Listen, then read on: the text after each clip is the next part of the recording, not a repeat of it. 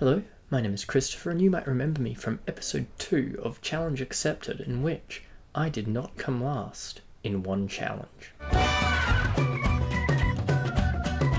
So, as you're probably aware, it is Easter time, the time of year where the Easter Bunny single-handedly keeps the postal service running, because he has to send all the eggs to all the different houses, because he can't go to them in person anymore. And it's the day that Jesus died and came back to life. Well, rather that happened over the whole weekend. While this video could just be a recount of the Easter story, Last Supper, betrayal at Gethsemane, going to trial, being sentenced to death, dying, and then being resurrected, I'm pretty sure a lot of you know that story, but more importantly, knowing a story and knowing why a story had to happen are two very different things. For example, in the Phoenix Wright games, knowing that Mr. Sorrett is the killer, well, you're told that from the start, but you have to know the why so that the story actually makes sense when you uncover how he did it. It's like where I'm trying to argue that King Boo is a better Mario character than Koopa Troopa. Because, I can say that, but if I don't say why, I just look like an idiot. I mean, I'm right, but I look dumb if I don't actually offer up an explanation. Or kind of like when you're playing Guitar Hero and you realise you miss every note, and that's because you're actually holding the controller here instead of here, and so you're just missing all the notes. Now you know why you're doing badly. You can move your fingers over. You can pick whichever of those analogies works best for you, but the core idea is that knowing why something happened is just as important, if not more important, than knowing what happened.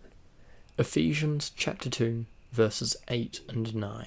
For it is by grace you have been saved through faith, and this is not from yourselves, it is the gift of God, not by works, so that no one can boast. Sin is a real problem. We hear in Romans, the wages of sin is death. But this passage goes against society's understanding, and even some Christians' understanding, of how the relationship between God, humanity, and sin fits together. It isn't about God versus humankind. It's God and humans versus sin. And sin has been curb stomping us a lot. If we were playing Crash Team Racing, we'd be constantly coming in 8th place at the end of every race, not getting anywhere, impossible to win because the AI is cheating and we're just, not very good at the game. And God's like the older brother or older sister or good friend who knows the game better than you, who picks up the controller and then starts coming first in every race. No, I'm not saying that God or Jesus looks like an anthropomorphic bandicoot, but the idea is still there. Once they've gotten first place in the race, you don't need to get first place again. Your save file has saved that data. In the same way, Jesus died once for everyone's sin. That doesn't mean he has to die again. That achievement has been unlocked. You don't have to go back and do it again. Jesus died so that we don't have to. Our save file reflects what Jesus has done, but it's still my save file. It's still in slot 1. There's no other save files on this machine. It's just mine. That's what grace is. Grace is an undeserved kindness. It's a gift. It's a favour.